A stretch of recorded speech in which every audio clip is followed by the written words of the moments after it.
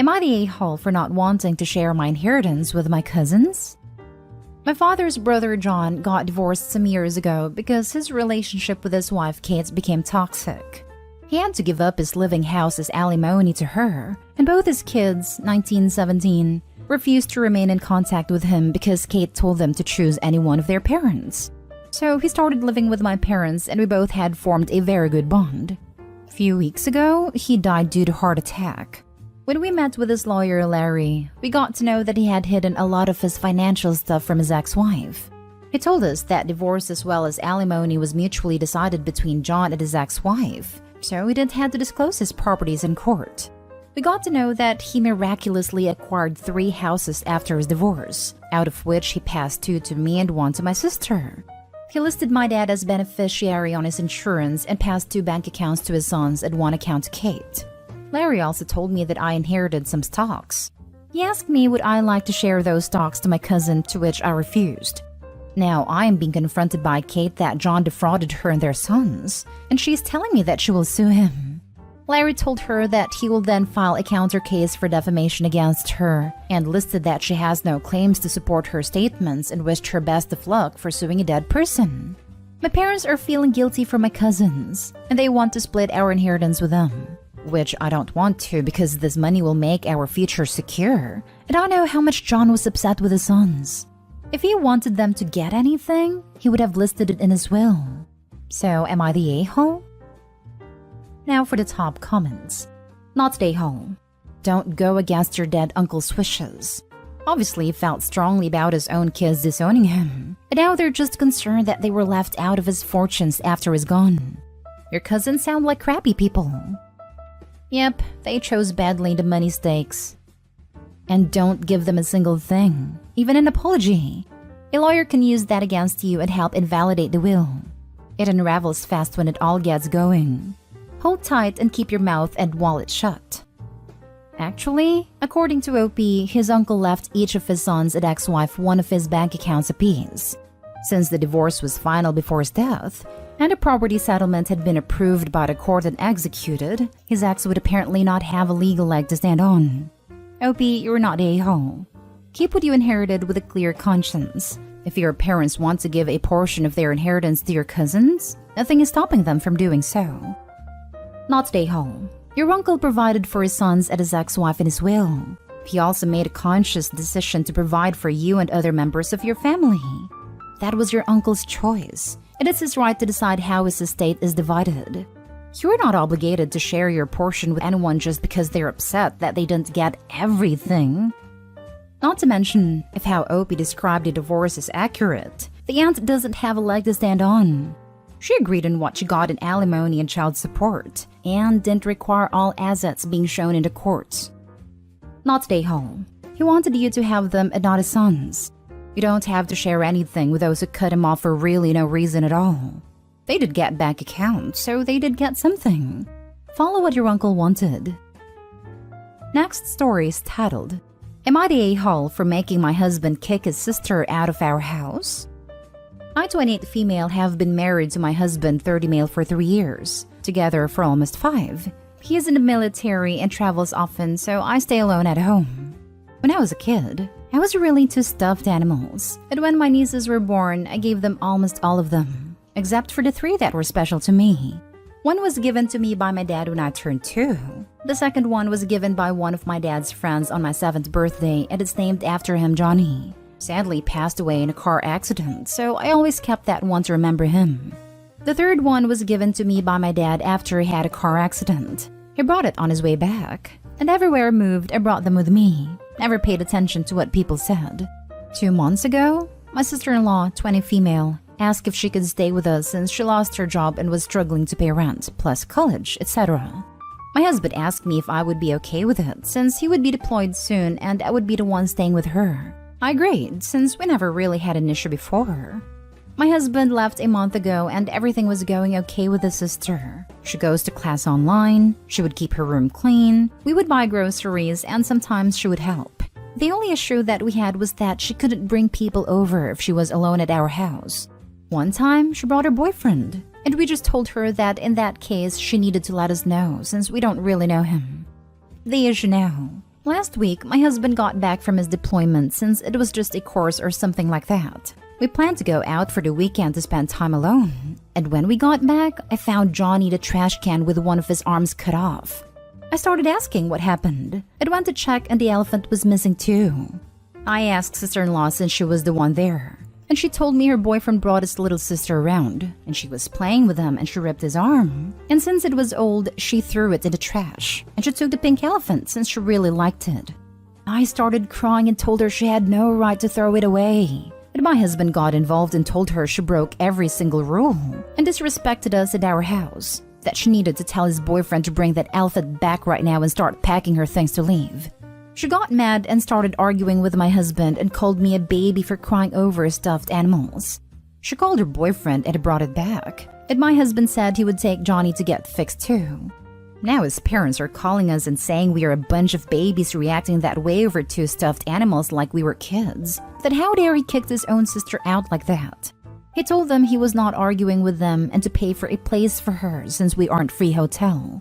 Everyone in his family is mad at us and blaming me, saying I manipulated my husband and put him against his own family.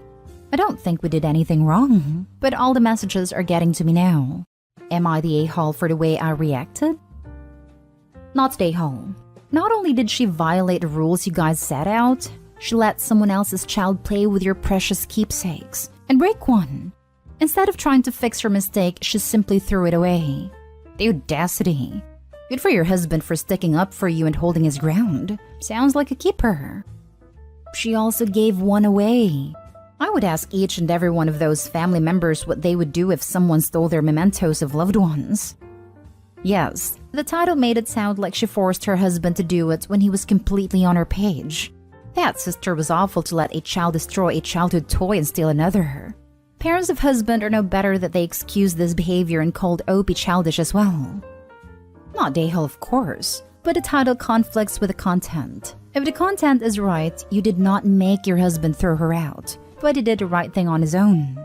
So if that is true, special kudos to your husband. Perfect reaction. I typed it like that because that is everyone is saying, that I make him kick his sister out. Yeah, well, good indication in how serious to take those people. Makes one wonder if they even know what happened. Next story. Am I the a-hole for not telling my wife I have biological children? I, 44 male, have been with my wife 12 years, married for 6. We have 3 beautiful kids. We support our kids, we live in our dream home, we vacation often. Life is good for us and I have no complaints.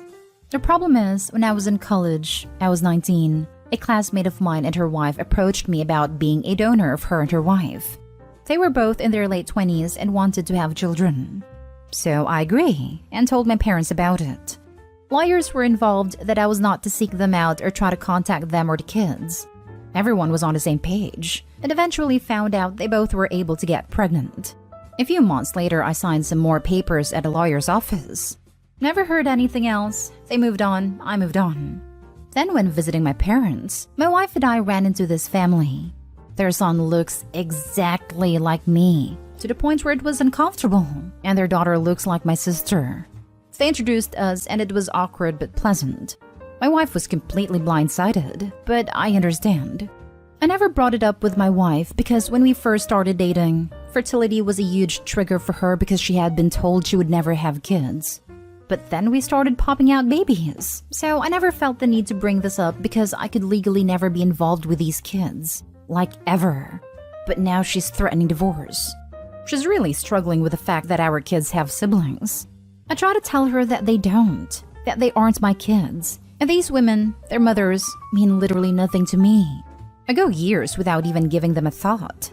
In hindsight, I could have, but I really was trying not to trigger a very sensitive issue for her, and we eventually have beautiful children of our own. So I feel like the a-hole. Edited to add, I have acknowledged my wife's feelings. She handed me my butt several times, but I haven't even tried to tell her she's wrong for being upset. I'm trying to get her to agree to therapy. These pregnancies were done in a clinic, so I did not sleep with these women. I have had copies of everything sent over to show my wife, including the non-disclosure agreement, because we went to the same university, and parental rights. Now for the comments. No a-holes here. I get both sides. To you, those children are not your children. You donated genetic materials and that was the end of your involvement. However, I can also see your wife's side, because she didn't know. If I knew my husband had donated seed, it wouldn't bother me. If I knew that had resulted in a child and hadn't mentioned it to me, I'd have felt hurt and lied too. And that is probably what's upsetting your wife. She feels you deceived her. And if you kept this from her, what else have you kept from her? Not least, because my mind would be going to the what-ifs in terms of if our child got into a relationship with their biological sibling. This is the answer. You are literally a sperm donor, and that's what the legal papers are all about. Proof that you can't approach them and vice versa. It was a transaction that took place before you even met your wife. That said, from her perspective, you have fathered children, and as a parent, she's feeling like that's a very big deal, even in absentia. It may have her wondering, if you can be a father without telling me after the 12 years we've been together, then what else do I not know about you? Personally, I think threatening divorce is quite an overreaction. But what's called for is probably some marriage counseling to work through this. Once a trained professional is involved to help you both work through your different points of view, you can hopefully go on your married path together. The important thing to focus on after all this is the 3 children you created and raised together, not the 2 you donated seed for. Good luck. No a-holes here. I get why she's mad, and I absolutely get why you didn't say anything. Do you think marriage counseling will help? She's reluctant to try therapy. I keep bringing it up, but she's so angry. And I get it. In her mind, you lied to her and withheld information. In your mind, you were trying to spare her emotions when she was having difficulties getting pregnant. Good luck, OP. Soft, you're the a-hole. Never mentioning it? Did you date for a second, then start trying to have kids? That's a little weird. I mean, your wife is overreacting, but also it is a little weird. Yes, we had kids very quickly. Before we got married, her decision to wait to get married is because of school. Still, it's something that absolutely should have been brought up. She now is wondering how many other things just didn't get brought up. Now for the last story. Am I the a-hole for not accommodating my friend who recently had a baby? My friend recently had a baby. We are in our mid-20s, so we're still very much the type to go out and have fun at bars, parties, nightclubs, travel to new places, you name it. But she got pregnant last year and had a baby, so we haven't been able to do much of that for obvious reasons. I've always supported her, even planned her baby shower for her and got her home ready for when she came back with her newborn. But recently she came to me ass backwards and went off on me because I apparently did not accommodate her and her child. She went on to say that she was upset because I'm always doing stuff without her knowing she has a baby. She brought up the fact that after her baby shower, a few of us in our circle went out to a local bar we always go to, and she couldn't go because she was very pregnant and they smoke inside that bar. I asked her what the issue was, because I had spent the entire day making sure she didn't lift a finger for her baby shower, that my friends wanted to treat me to some drinks after all the hard work I did. It was after we had cleaned up for her baby shower, and she was even complaining about how tired she was. She then said that I always want to go out to places that aren't child-friendly, and that it wasn't fair to her because she deserves to hang out with her friends too. But she actually does hang out with us all the time. Every few weeks, our friend group does a barbecue where she can bring the baby around us and hang out with us. We even visit her on separate occasions just to spend time with her or invite her out to lunch. Then a few weeks ago, we all went to an adults-only casino cruise, and she was super upset that she couldn't go and kept asking why we couldn't go to a place like Family Resort, where she could bring her kid. We are all heavy drinkers when we party. When we want to party, we freaking party. And that's no place to bring a 6-month-old baby no matter where we do end up going. We just want to have fun, and not worry that little Billy has to have a diaper change and the music is too loud or vulgar. She got very upset that a few of us went to a new bar they opened up in our downtown district after work, and she couldn't make it because of the baby. We did invite her in case she could spare a few hours, but that didn't happen. She even said that we were purposefully excluding her. To that I simply replied, I'm sorry you're feeling that way, but we're a bunch of single 20-something-year-old people working 10 hours a day 40 to 70 hours a week. I wanted to have a drink or two. We didn't choose to have a kid with you, therefore we don't have to always worry about accommodating you. You had a baby. Life changed for you. I have no issue making more time for you, but I'm not going to stop going to some of my favorite places with some of my favorite people whenever I want to and can, because you have other responsibilities now.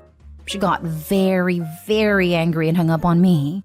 So I want to know, am I the a-hole for not always accommodating with my friend? Not the a-hole. She had a kid. And having kids comes with adult responsibilities and giving up the party life in this stage of her child's life. You said you all have been accommodating and do invite her to child-friendly things, which is a compromise. It's not fair or reasonable for you all to drop your fun time plans because she became a parent. Thank you. We've told her this, and she doesn't want to hear it. No sense in trying to change her mind, you know. Sounds like she's just jealous and upset that she's missing out, and unfortunately that's the path she's chosen. I'd give her space to cool down and have motherhood set in for her. Who knows? It might change her for the better. Wow. If she wants to go that badly, she can get a freaking sitter. I'm a mom to a 3-year-old, and I would never behave like this. Being a mom means you can't go to absolutely everything. It also means that you can't force your friends to stop having fun because you had a kid. That's ridiculous. Not stay home. That's what we tell her. And she has gotten one a few times, but her issue is she doesn't want to miss anything.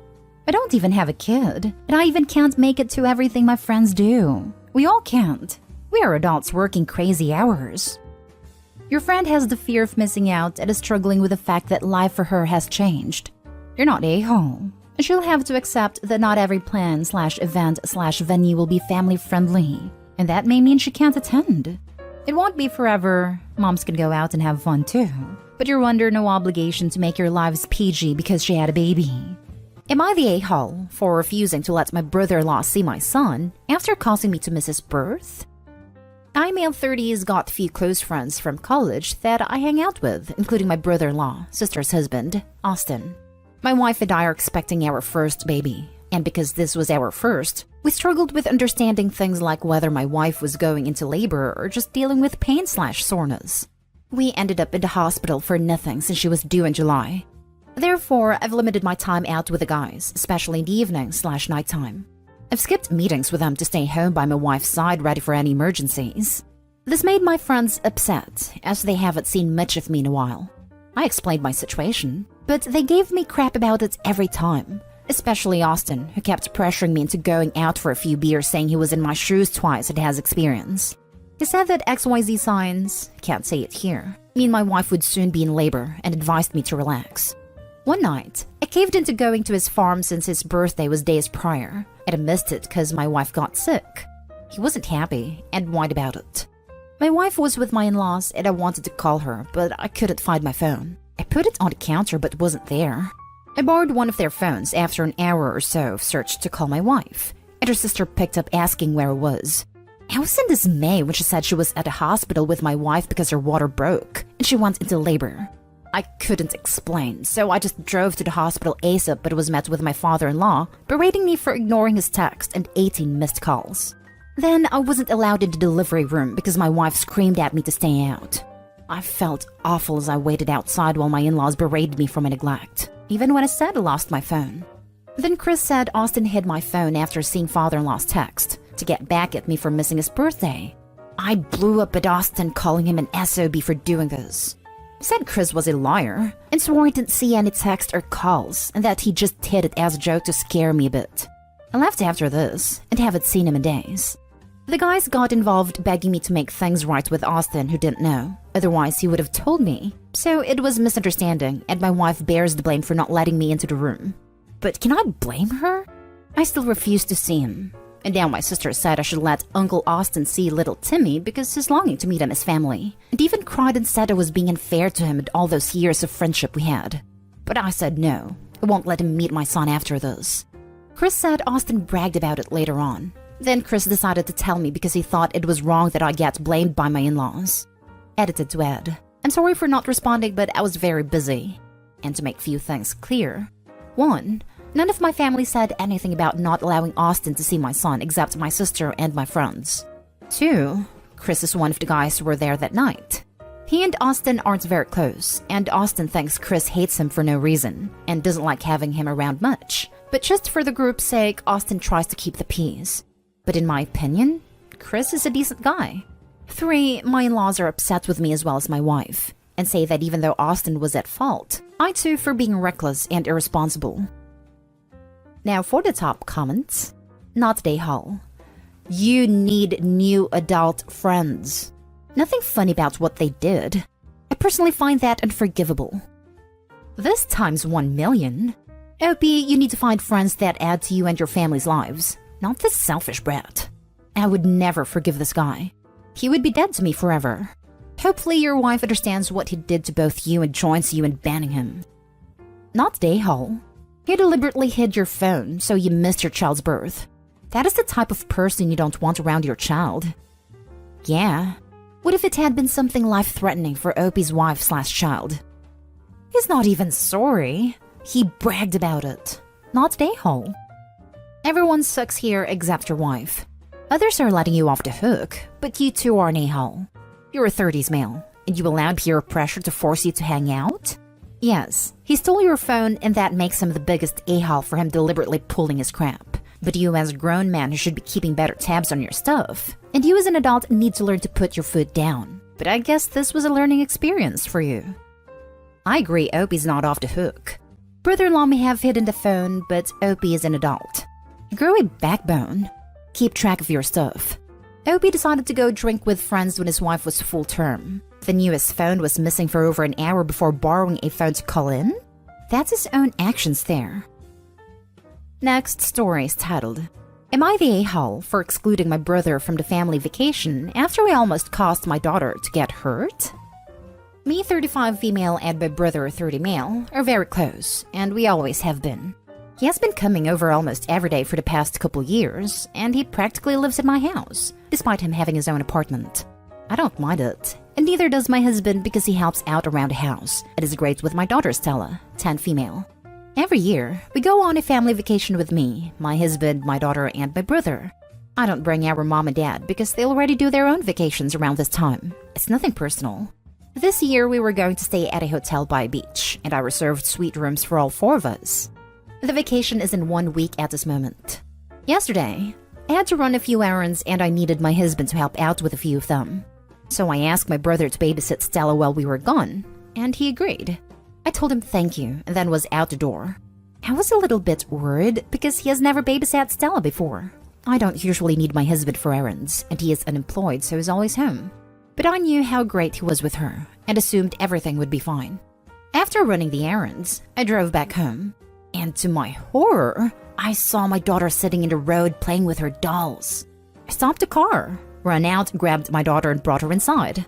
But as soon as I walked in, I saw my brother watching some movie on the couch. I screamed something along the lines of, "What the hell? You just left my daughter unsupervised in the road after I told you to babysit her.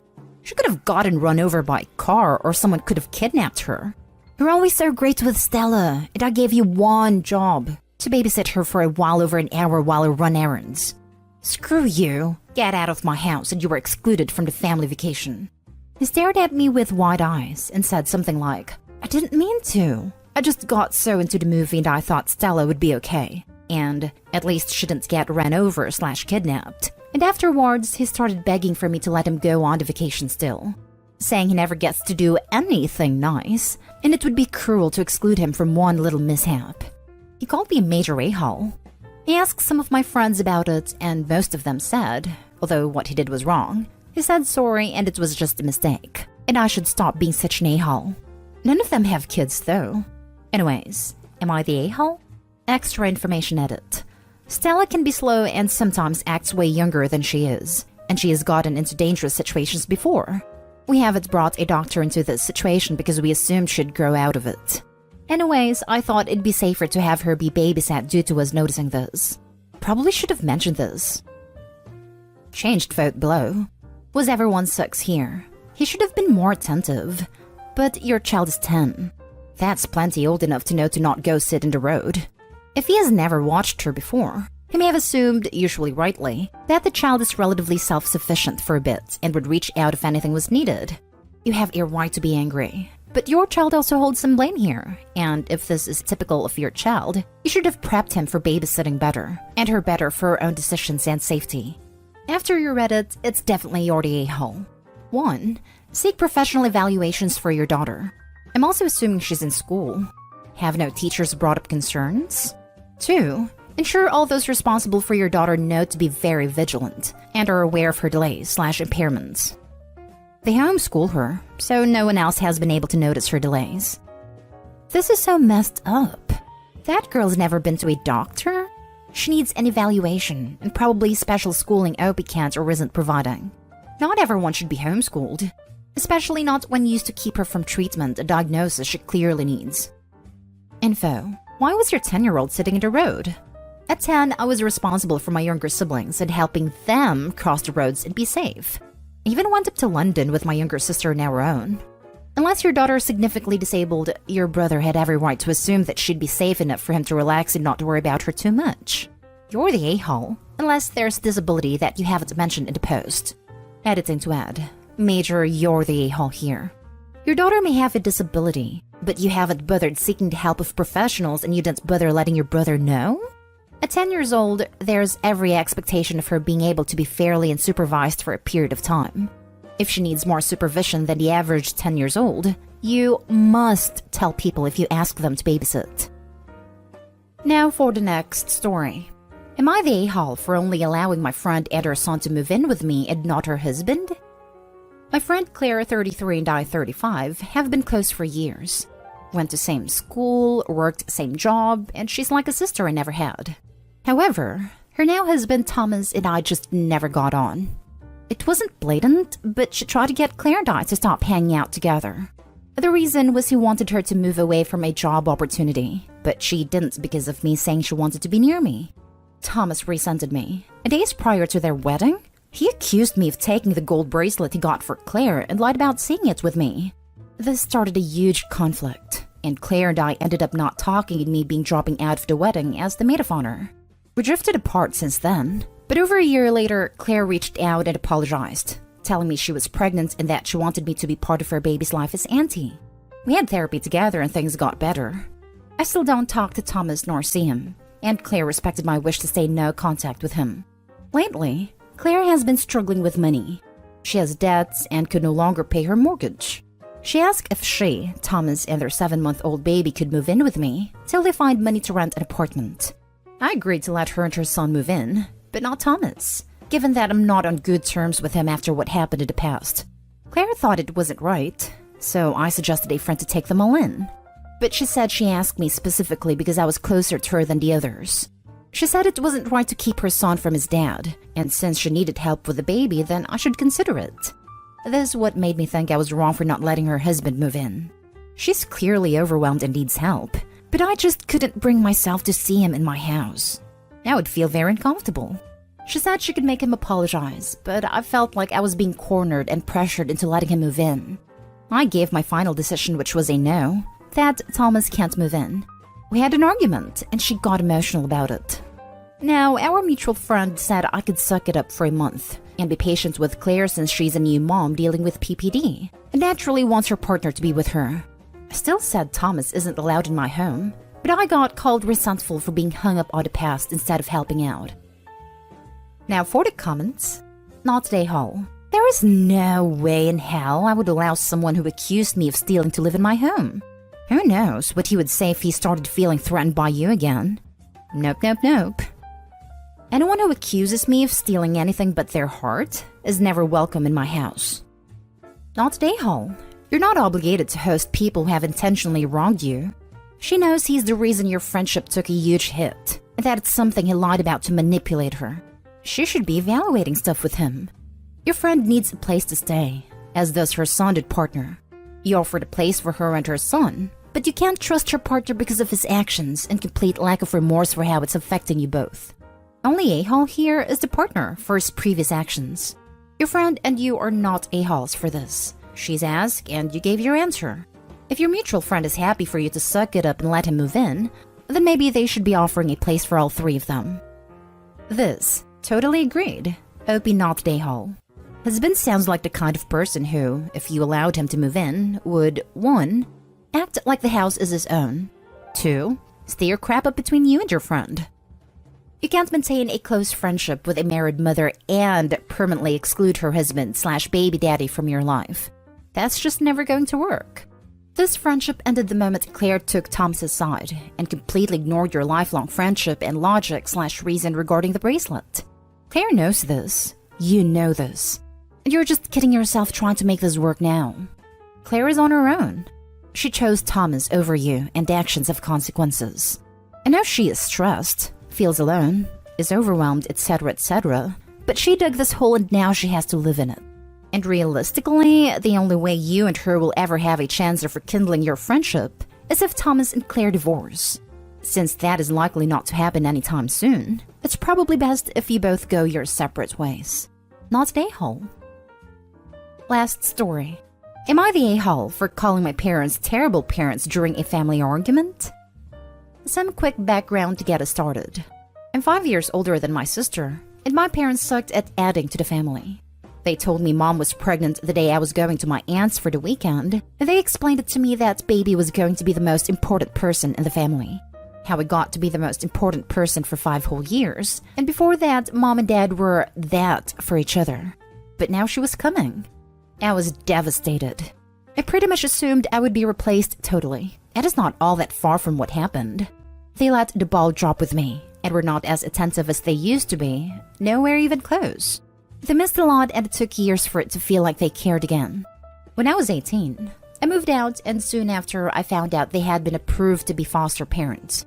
I wasn't told about any of this until it was a done deal basically. I knew it was a terrible idea, but my sister had gone along, and so had some other family and friends. Except my aunt who was vocal about not being sure how good of an idea it was, given how poorly they handled adding a second child to the family. The foster daughter arrived, and it was a very big change for my sister.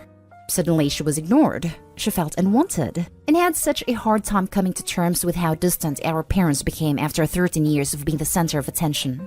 Their foster daughter was 11, and I do feel bad she was thrown into the mess because she had no stability before from what I was told, and was pretty much always unwanted.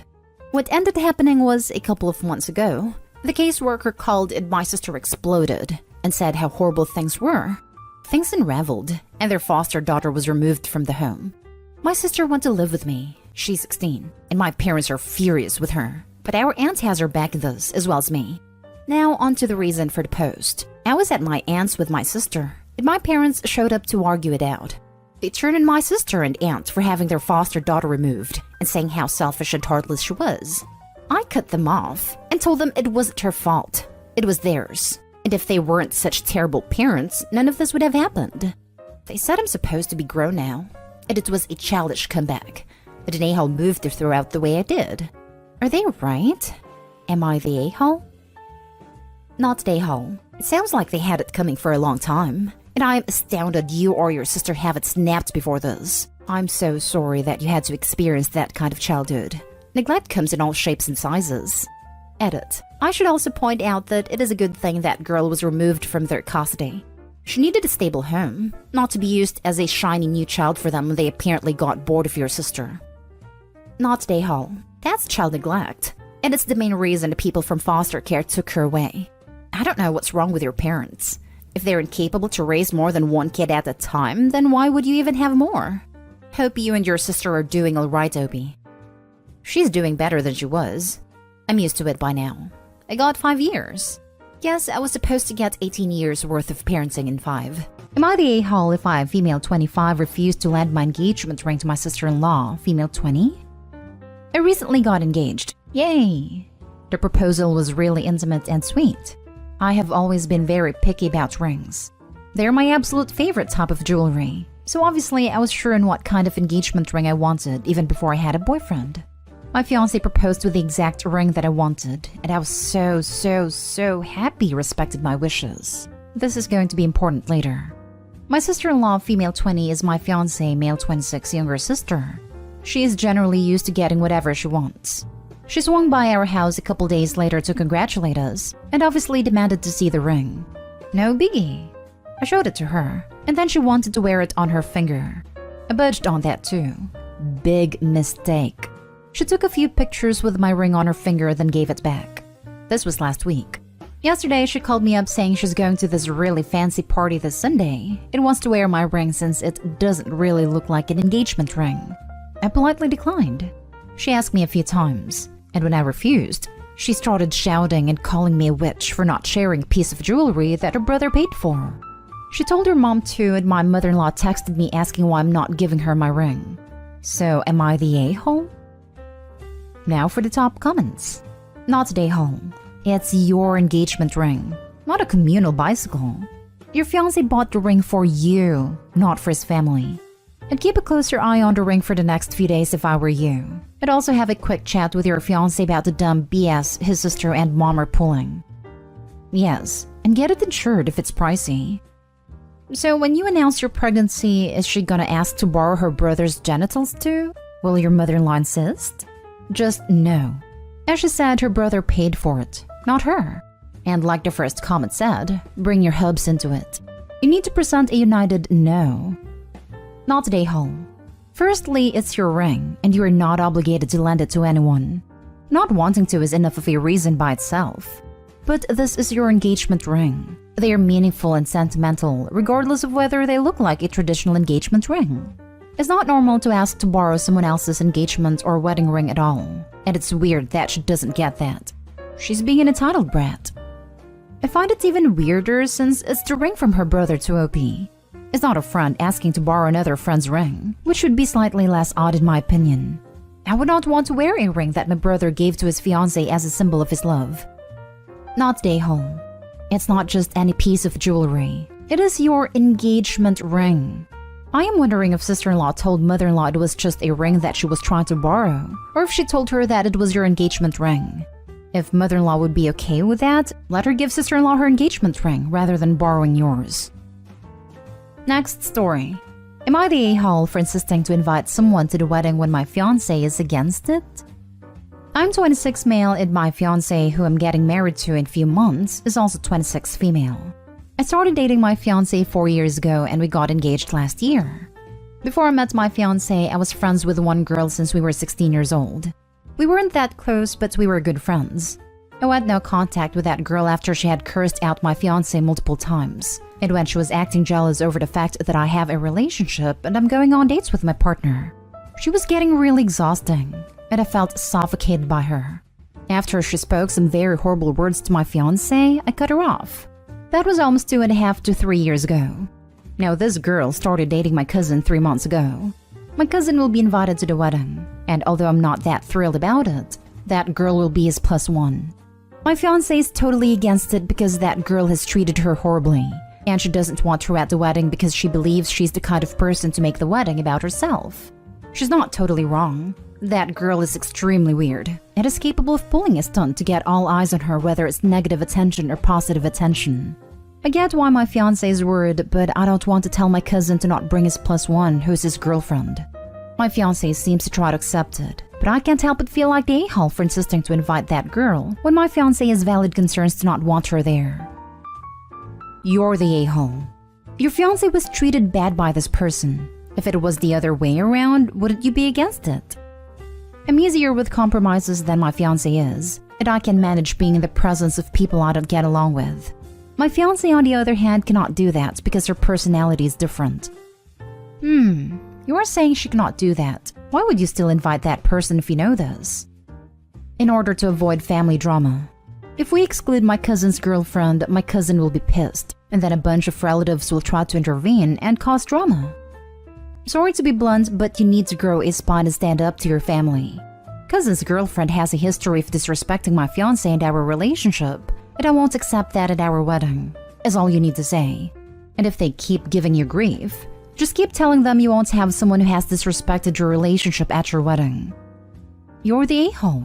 If this woman sounds like she will be causing serious drama, I don't think it's a coincidence she started dating your cousin 3 months before your wedding. Tell your cousin she is not invited. No one who disrespects the bride like that, whether today or 5 years ago, should be allowed to attend. Why does your cousin's comfort matter more than your fiancé's at her own wedding?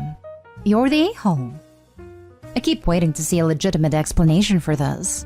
A cousin can't bring a girlfriend of 3 months, versus the bride has to deal with the stress of knowing a person who harassed and insulted her that they had to cut out of their lives is coming and can cause drama at her wedding. How on earth is this even a debate? Your fiancé has to feel like your lowest possible priority right now. You're the a-hole. Next story is titled, Am I the a-hole for turning down the best man role and disrespecting the couple's wishes? I will provide some context before getting to the actual story. I come from a country where bridal parties like groomsmen and bridesmaids are not a thing. Some younger couples do wedding parties because it's a trend in the West, but it's definitely not something usual in our culture. Best men and maids of honor don't have the same role that they do in American weddings. They have the role of spiritual supporters in terms of religion. Now, it's usually just our version of best man and maid of honor in the wedding party, and if either of them is married, engaged, or in a long-term relationship, their significant other is expected to sit at the head table along with the bride and groom. It's unheard of here to pair maid of honor with best man and bridesmaids with groomsmen. Everyone is with their significant other or their chosen plus one. Now, my best friend is getting married to his future wife. His wife has never liked my fiancé, since the very beginning. The reason was that his wife wanted to set me up with her cousin, and I rejected her cousin by getting with my fiancé, and ruined her plans. Throughout my 7-year relationship with my fiancé, my friend's wife was doing sketchy things at the beginning to get us to break up, and later she'd just be extremely shady. I put an end to this behavior by speaking to my best friend about his partner's behavior, and how she has no right to treat my fiancé like that. Now on the wedding. The bride decided she wants an actual wedding party full of groomsmen and bridesmaids. She was a very traditional person who always judged that new Western trend, so it came to our surprise how she chose to do that. Later it became clear, when she announced the wedding party will be paired with each other, and their significant others will not be their significant others for the day, and will have to play pretend with the other wedding party members. So as best man, she wanted to pair me with a maid of honor, who was none other than the cousin she wanted to set me up with.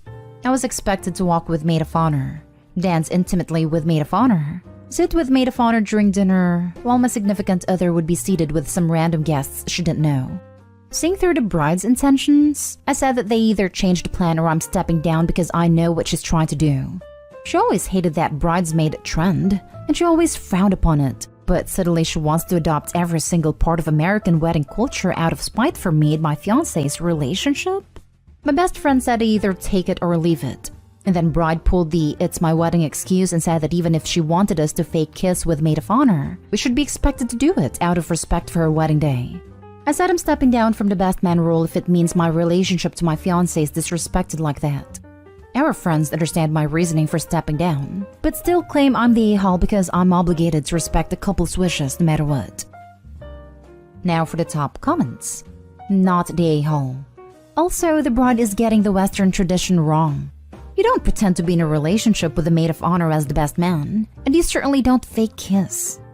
Frankly, even in the States, I would turn down this request, because it's completely wacky and usually disrespectful to the fact I'm in a relationship.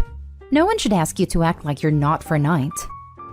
I always found this tradition tacky because I find it disrespectful to have someone's significant other separate from them in such an event. But that's just because I grew up differently in another culture and it's not the norm here.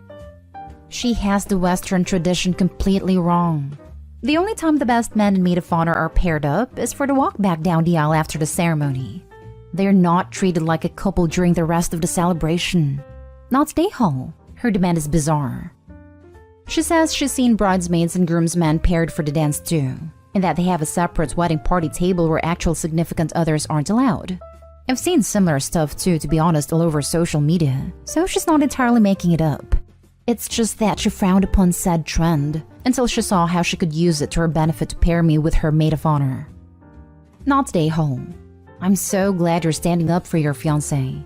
When people ask you, don't even make it about the bride.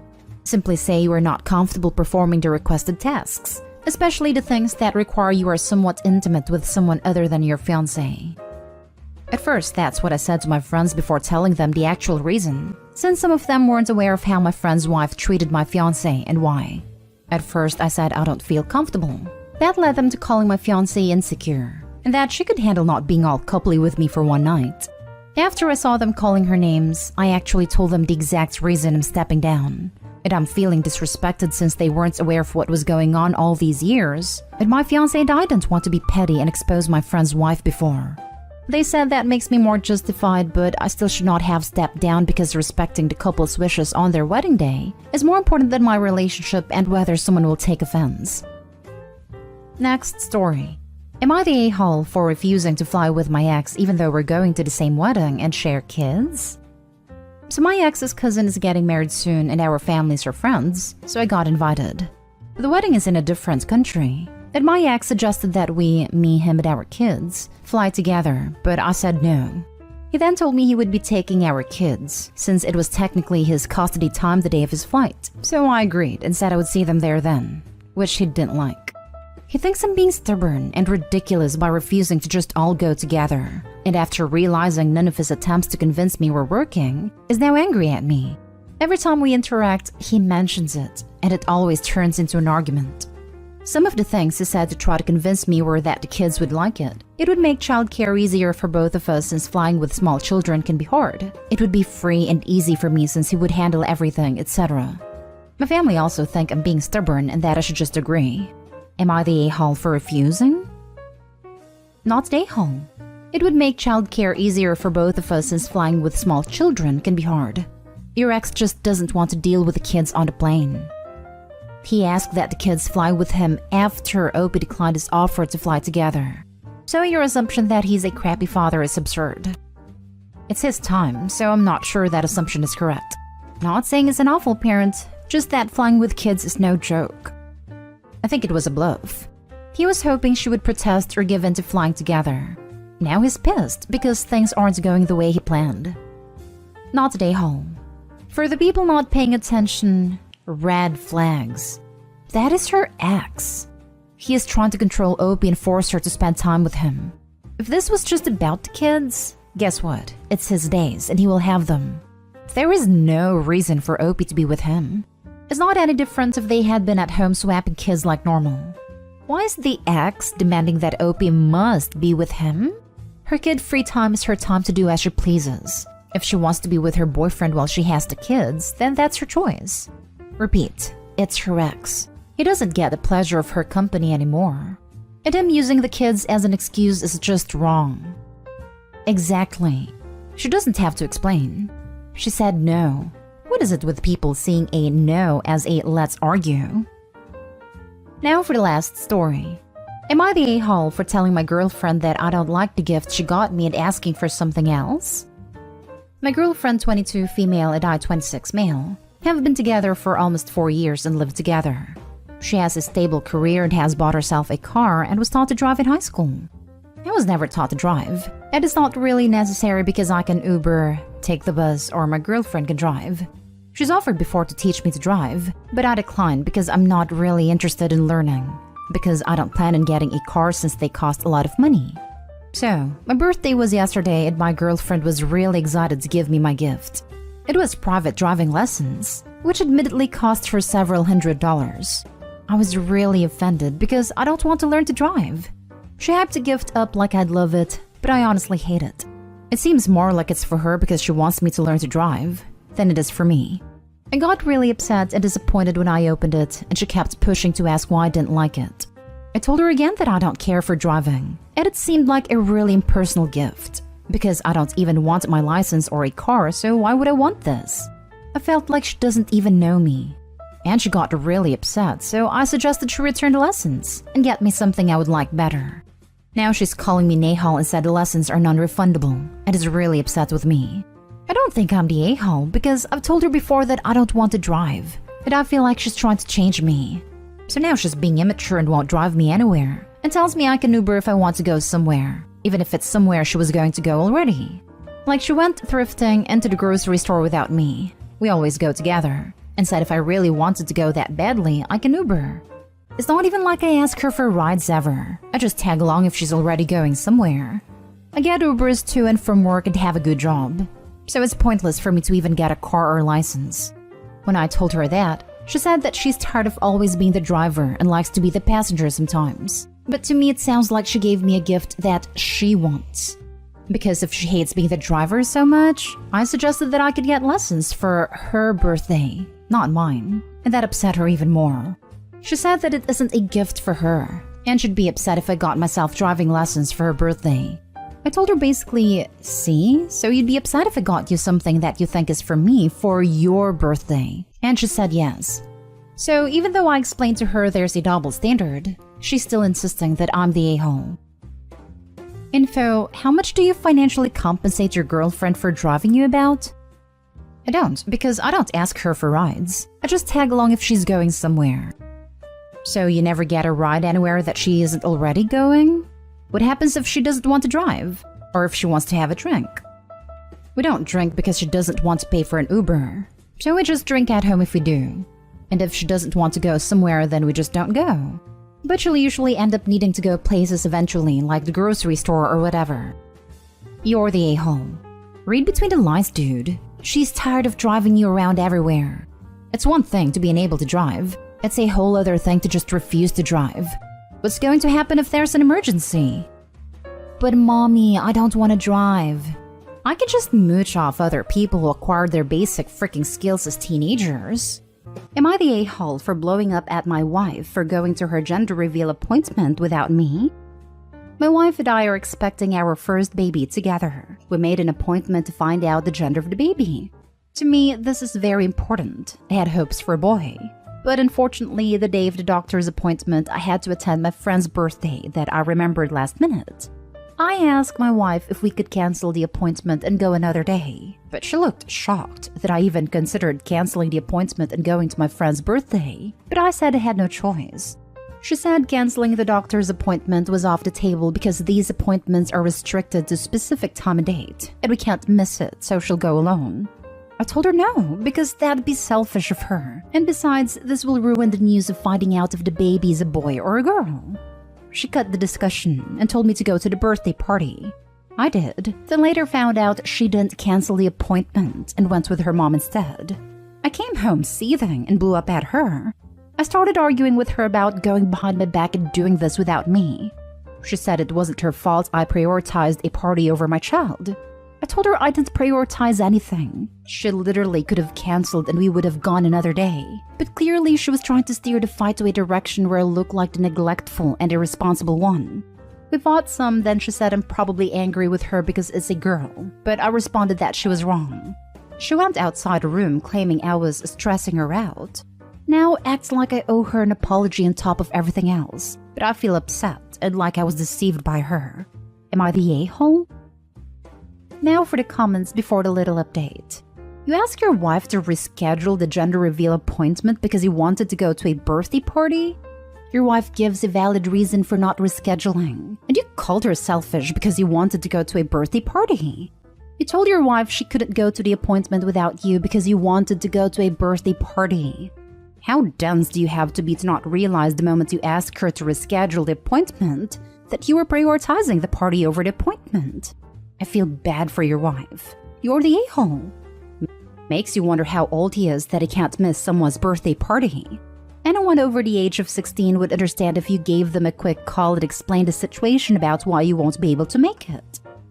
He's literally over here like, I had no choice. I had to go to the birthday party.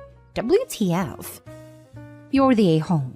To me, this is very important. I had hopes for a boy. But unfortunately, the day of the doctor's appointment, I had to attend my friend's birthday that I remembered last minute. If I was your wife, I'd be pissed too that you decided to go to a birthday party that wasn't even important enough to remember about until the last minute. You're the a-hole. Your priorities are wildly skewed. Appointments should take priority to the party you remembered last minute.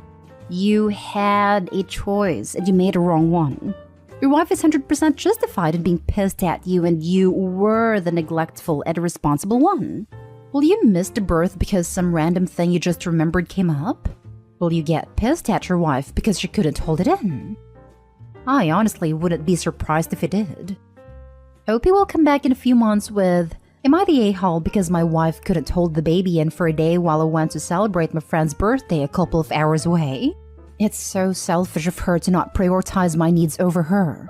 Parties don't happen every day. Babies do though. Info. First off, Jesus.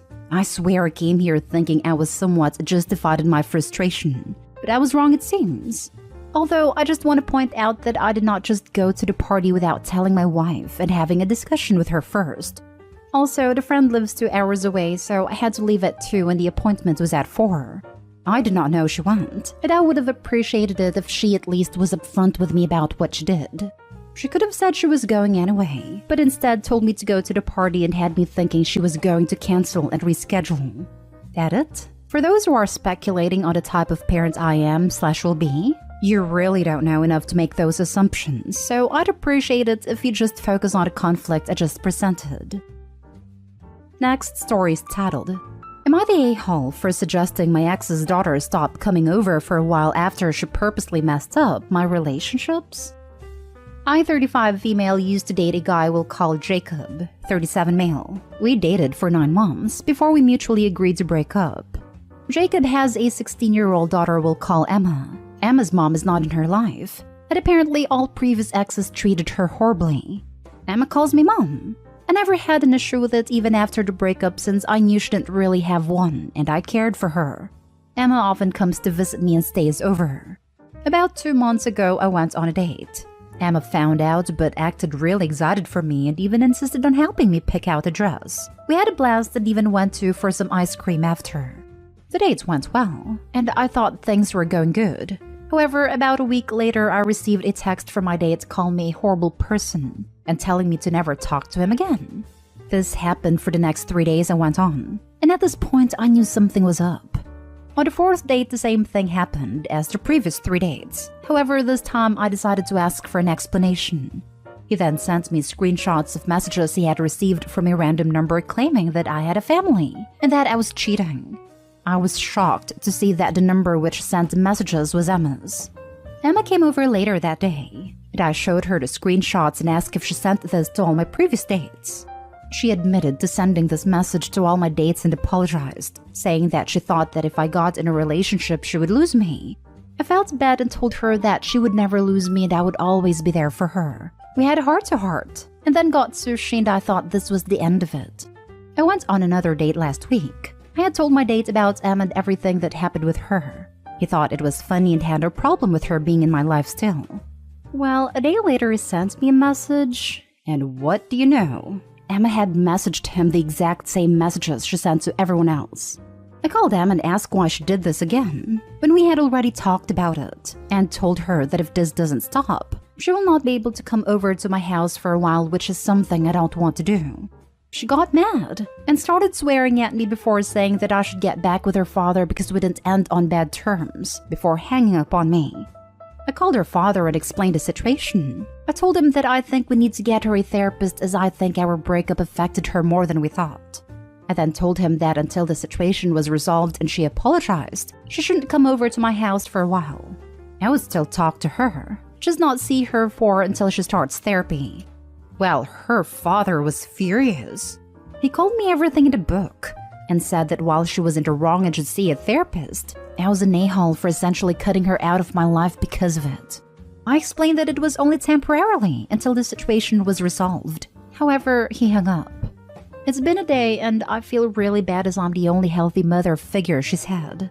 However, I don't think I am in the wrong as it's only until she starts therapy. So, am I the a-hole? Edit. People are asking how she got those numbers. I used to always give her my phone even after the incidents because I never had any reason to doubt her, and I thought the issue was resolved, so she most likely got it from there. I also have every intention of still talking to her, just not seeing her until she starts therapy.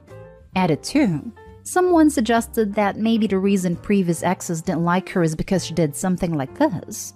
So I asked some mutual friends. And apparently she has a habit of getting attached to women very quickly and calling them mom.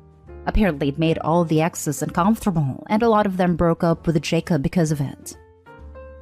Not a-hole. She does need therapy, and this is not healthy.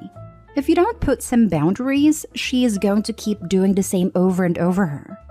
This was very odd to me, to be honest. We dated for 9 months before we mutually agreed to break up. I consider Emma my daughter. She calls me mom even after the breakup. You dated only 9 months and she started calling you mom? That seems like way too fast for someone who was just dating less than a year and did not even live in the same house. It'd be more understandable if she was age 1 to 4 and didn't know better. But a teenager attaching themselves to an adult after a few months is really bizarre. It never sounded like it was a healthy relationship to start with. I can't remember the actual term, but I remember at SVU there being an episode with a kid who would get overly attached super quick. I wonder if it could be happening here. Not day home. You need to cut contact completely though. This is not normal behavior on her or her father's part. You dated 9 months, not 9 years. Well, I feel for Emma needing a motherly figure that isn't and shouldn't be you, especially since you were with her father such a short amount of time. The fact he thinks you're wrong and called you all the names is also the problem. I get you care for Emma, but this isn't a we need to situation.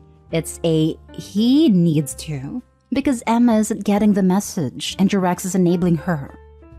I upvoted this because I wonder if Opie has ever considered how crazy it is to be called mom by a 16-year-old 9 months in. Opie should do whatever she feels right. But Opie, please understand if you continue that, your relationship with this child is a commitment. If you're not in for the long haul, you need to take a step back and cut contact. Also, yes, not having her in your home isn't the right move if you aren't cutting contact. Therapy should have been on the table from the very beginning. Next story.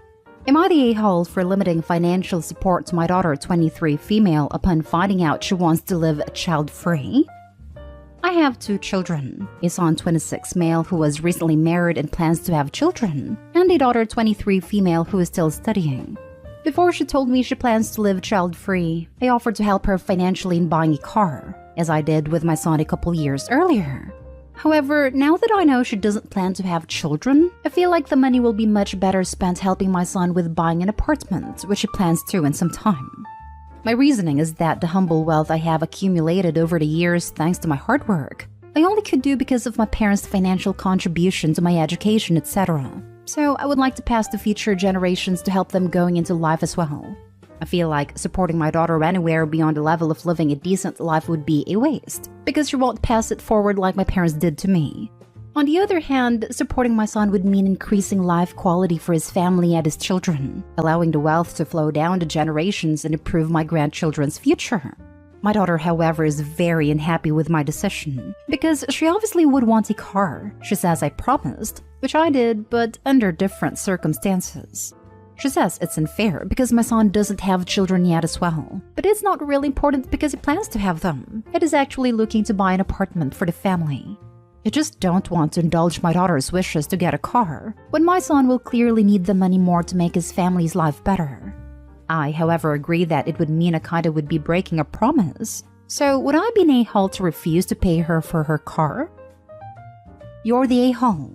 You're trying to coerce your daughter's reproductive decisions. Stop it. If the consequence of her being truthful to you about how she feels about her future is that you will cut her off financially if you don't like what she wants for her future, she will be 100% justified in just stopping sharing with you her feelings about things. You're setting yourself up to ruin your relationship with your daughter. And if she ever does have children, for her to keep them away from you because she doesn't want them around a manipulative, disrespectful a-hole. You want the wealth to flow down to future generations, yet fail to see that your daughter is the definition of a future generation. You're the a-hole. You're the a-hole. You made a promise and broke it for selfish reasons. Is your daughter only useful for the grandchildren you can get out of her? You sound awful. Opie, this is the message you're sending, that you value your daughter only for her ability to reproduce. If you ever expect her support in your old age or just when you go through painful moments in your life, you might want to reconsider, though it's likely too late. As it is, you've made a very cold and alienating decision that's going to come back and bite you later. If you kept your promise to help with the car and simply, and quietly, earmarked more of your money towards any grandkids in the future, that's one thing. Reneging on your promise and saying it's because your daughter plans to be child-free is manipulative and a prick move. You're the a-hole. Well, you can spend your money like you want. It's still an a-hole move to cut down financial support because she doesn't want to pop out kids. This is a highly personal choice. She doesn't owe you to get children. And you're being petty, basically telling her she's worth less now because she doesn't want to have kids. You're a terrible parent. And honestly, maybe being child-free would have been the better choice for you. You're playing favorites because she lives a different kind of life. So much to your parental and conditional love. Edit. I just want to make it clear that in no way am I trying to manipulate her reproductive decisions. I respect her decision, but I'm not doing this as a way to force her to have children. At no point have I suggested I'd reconsider if she got children against her decision. All I'm doing is reconsidering what amount of support will she need with no children to support, as compared to my son who will need to support the family. Now for the last story. Would I be the a-hole if I told my mom that my brother spends her money on his girlfriend? I'll try to make this short. About 2 years ago, my parents lost all their money to extremely expensive medical care. My dad never recovered and he's become bedridden. Due to this, my mom had to go back to work to make money for the both of them. I help them with the bills, but I don't make enough money to provide them with a comfortable life. My mom's job helps, but they're still struggling. My brother, 23 male, graduated college a year ago and is struggling to find a job. My mom had to borrow a large sum of money from her brother to pay for his college, and now sends him monthly payments for rent, bills, food, etc. The thing is, my brother isn't making any efforts to find a job, and seems comfortable living with the money my mom sends him. He always says that he's trying his best to find a job, but I know he isn't, and that he's going through some tough times. It really needs my mom's help until he can find a job. He never mentions paying her back. My mom is 63 and is struggling in her job. I recently found out that he was dating someone. I was scrolling on Instagram and found her account a suggestion. I saw a couple of posts where she's bragging about all the expensive gifts her boyfriend, my brother, buys for her. I was very angry. He's clearly not struggling if he can't afford all these stuff for her. It was bad enough that he was making my 63-year-old mom send him her hard-earned money to help him until he can find a job. But to know that he doesn't even need it and is using it to buy gifts and go to expensive restaurants is outrageous. I thought I'd tell mom, but I don't want to be an a-hole, so I'm still thinking about what to do. So would I be the a-hole? Not the a-hole. It sounds like he is taking advantage of your mom. It's horrible of him to expect the mom to fund his lifestyle. This could be considered financial abuse too, although admittedly I'm no expert. You would not be the a-hole. It is outrageous that he's doing that and that he's not putting more effort on finding a job. Not the a-hole all the way. Screw that. He's being a leech. He is a grown man now and can fend for himself, or bring his dates back to mommy's basement. If Opie wanted to be really petty, they could fill the girlfriend in on where her expensive gifts are really coming from. And if she leaves, then the gifts are now non-issue, and brother gets a good shaming for his awful choices. Probably should just talk to the mom and be the bigger person, but it's fun to think about and not the a-hole. Am I the a-hole for telling my mom to adopt instead of planning to use me as a surrogate? So the title sounds exactly the way it is. I recently turned 16, but my mom was talking to me about this starting when I was 14. A little backstory. My mom was previously in a bad relationship with my birth father, and after having 4 kids including me, she was forced to get her tubes tied. That was forever ago, and now she's married to my stepfather. My mom is all about kids, and she always talks about wanting more. So when I was 14, I was in a car with her when she brought up surrogacy. I had no idea what that meant at the time, so she explained it to me. She talked on and on about how she hopes that one of my sisters or I would give birth to a kid and give it to her one day. I didn't think much of it at the time. This has been going on for the past 2 years. Flash forward to today. I was in a car with my mom, and we were driving home from the store. We were listening to music when she turned it down and started talking about the surrogacy thing again. This time, it was slightly different. She started talking about how she wants me specifically to give birth to a baby and give it to her. She point blank asked me if I would do it despite numerous conversations that I have had with her talking about how I never want kids or to give birth. I was in total shock. I literally just turned 16 back in June. I didn't speak for a second, but I answered back and told her that I would probably need a few years to think about it, and that instead of going through all the trouble of getting a brand new baby, she should look into adopting because there's a ton of kids who needs a family. She instantly got mad at me and started talking about how she doesn't want to do that because she doesn't want to have to deal with the kids not accepting her as their mother. I told her that that wouldn't matter if she tried her best to be a good mother to them. She started yelling about how I was a jerk and about how she had raised me to deserve something back. At this time, we were in our driveway, so I got out of the car and went into my room. She hasn't said anything to me ever since it happened this morning. I am unsure whether or not I am the a-hole, so I have come to Reddit. So, am I the a-hole for telling my mom to adopt? Edit. I did not expect this to get this much attention already. Just to clarify, I am not the oldest sister. I'm actually the youngest. My older sisters are 17 and 18. And no, I have no family that I could stay with.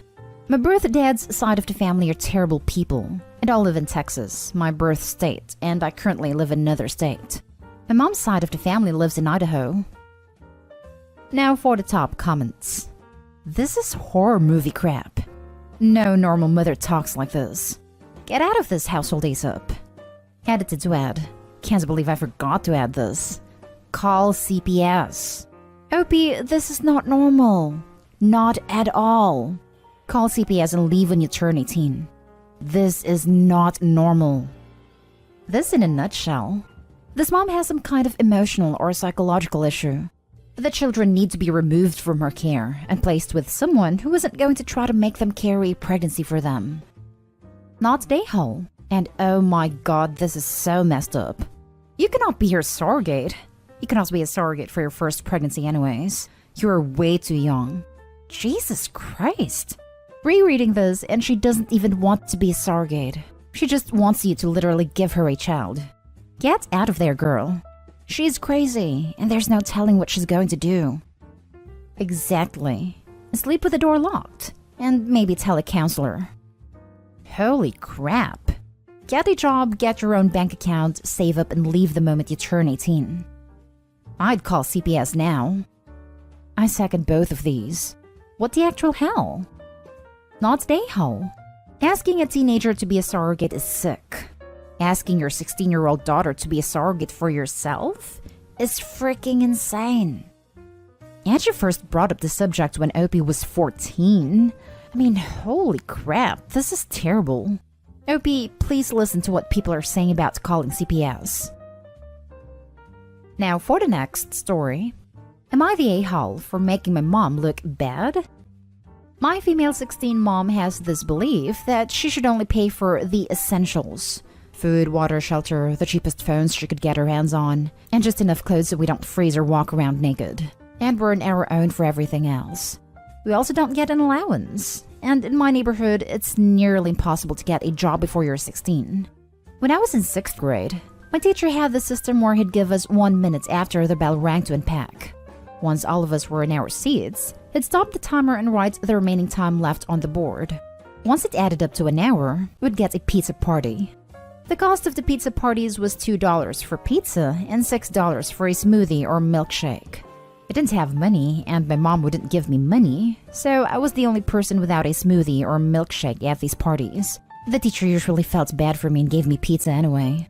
It was kinda humiliating, sitting there and watching the teacher pass out everyone's orders, and being the only person without any food or getting the leftover slice of pizza. In March, when all the schools and daycares shut down and people were desperate for a nanny, I started working 12 plus hours a day, 7 days a week, and made pretty good money. I still babysat 4 days a week during the school year, and I'm working 6 days a week now, so I have a pretty good amount of money coming in. So I can do things with my class and leave when I'm 18. My sister, female 11, is going to 6th grade and will have the same teacher. So at the beginning of the year, I told her to let me know when they have pizza parties and I'll pay for it. We were staying with my grandparents when she got her schedule. And when I told her and my grandma asked what I meant and why would I pay for her pizza parties, I told her that our mom refuses to pay for anything for us that isn't deemed essential. Also, I told her about how I was the only kid in the class without a milkshake and stuck with the leftover slice of pizza if I even got any. My mom and my grandparents have been fighting since, and it's kinda my fault. So I wanted to know if I was the a-hole. Edit. I saw a lot of comments on this, so I wanted to put it in an edit. My mom can't afford to give us more than the bare minimum. She goes out to eat multiple times a week and goes on weekend trips at least once every other month. And about my dad, he died when I was 6, so he can't really help. Not they hole. They ask and you explained. If your mother knew it would make her look awful, she shouldn't have done it. You didn't make your mom look bad, OP. Your mom did that all by herself. You're being a good big sister, and stay out of it if your grandparents, hopefully, put her in her place. Not they hole. True. OP could have easily thought, it's a growing experience I had to go through, but a totally useless and embarrassing one to have to learn as a child. Good on her for already being a better role model than her own mother. Not they hole.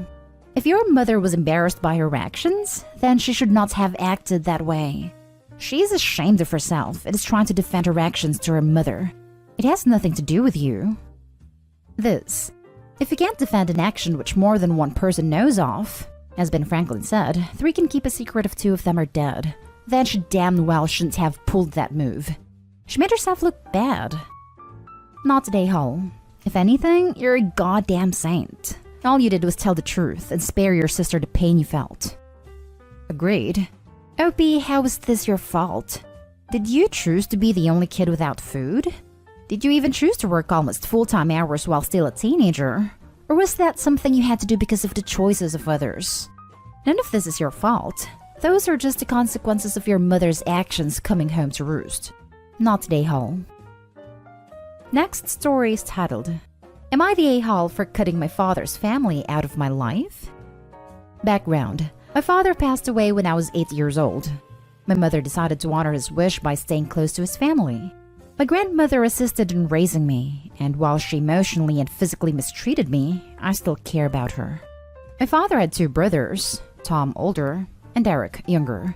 I used to be closer to Tom, but Derek always treated me like I was a little sister trying to get his mommy's attention. He's always been a mama's boy and tries to solve all his problems with his fists. Now for the story. I moved away in 2015 after living and taking care of my grandmother. She did not want to move to Texas, so she moved to Washington to be around Tom for a while. Derek cremated Missouri and my mother came with me. I remained close with my grandmother.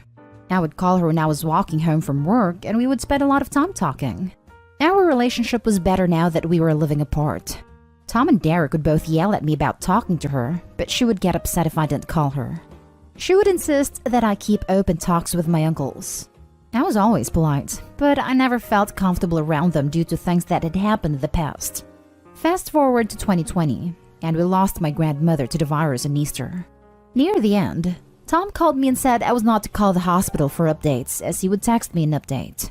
This update consisted of a group text to Derek, myself, and several cousins. When she passed, he called and said he'd update me. I waited for when the funeral would be, or if we would do like a phone call. My grandmother was United Pentecostal, highly against cremation due to thinking she'd not get raptured someday. Tom texted the group and said that he cremated her. I texted back and asked what he was thinking. He had her will in his hand. All expenses had been paid already. I had a copy of her will. He said they wouldn't let him bury her, that he had to cremate her due to the virus. I called him on this BS and pointed out that they did not say anything about having to have a cremation. He told me if I didn't shut up, I wouldn't get my inheritance, and that it will all go to him and Derek. I held my tongue. He said to text me when they were going to bury her ashes at the end of summer. I waited.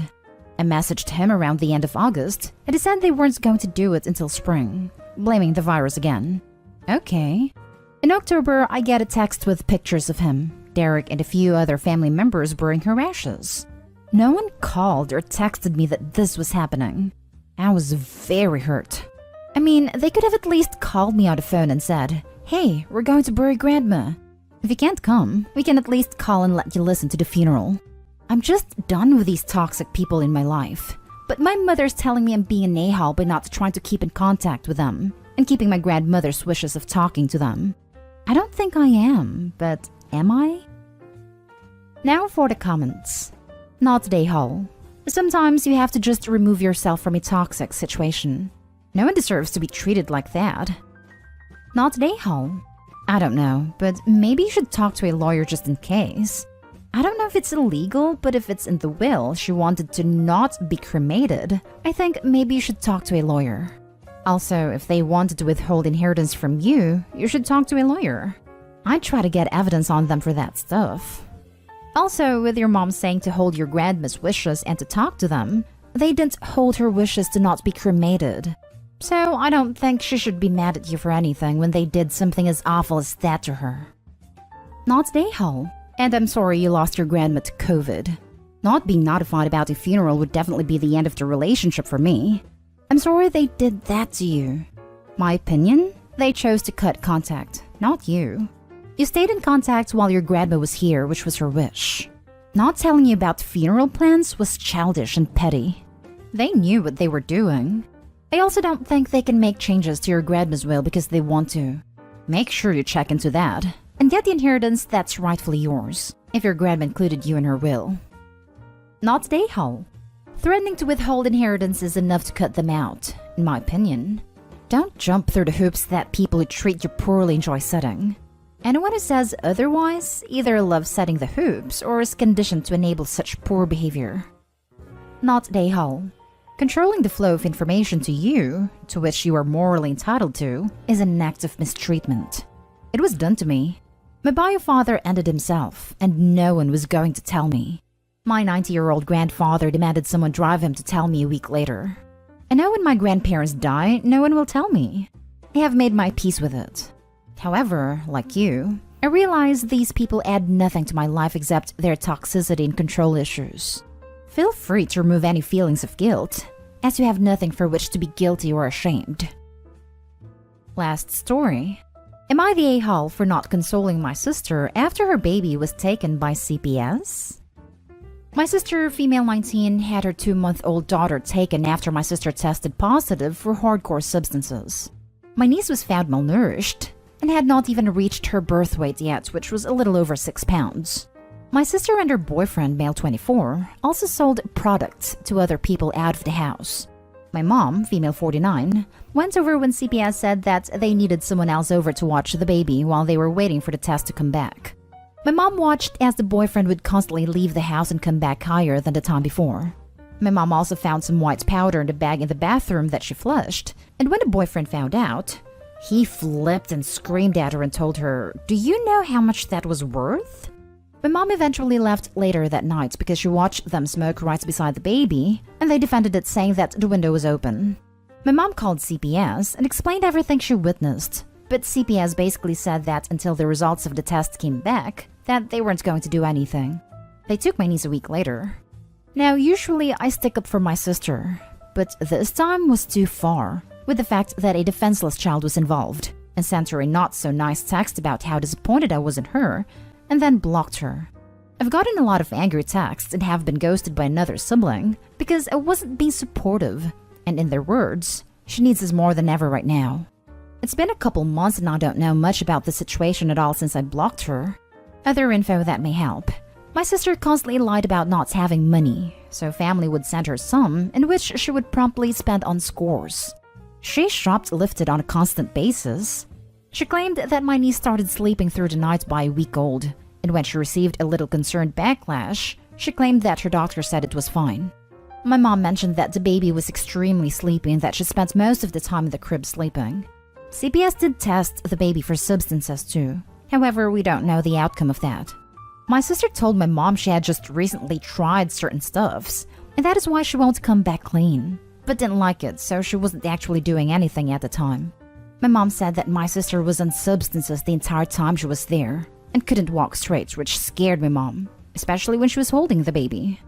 Explanation on why I may be the a-hole here because my siblings are very upset with me and that I could have been more supportive considering she just lost her child and she needs some support to get clean herself so she gets her daughter back. Not the a-hole. Honestly, I'd have called CPS myself. Apparently, people who were going over to buy from them were actually making reports, because even they were concerned for the baby. They had a ton of reports by the time they actually decided to take any action on it. Not the a-hole. Addicts are often manipulative, and anyone close to them will get played. Keep your distance until she's clean and legitimately making amends. I definitely plan to. Thank you. Screw that. Not today, Hall. I can't say what I'd do to any family member that did that to a baby because I'd be banned from Reddit. Your sister is a vile human being. Exactly how I felt. Couldn't imagine she did what she did and was livid. However, my family has a rather awful history. All 6 of my siblings were in foster care at some point in our lives. So if that explains my family's dynamics a bit, I hope so.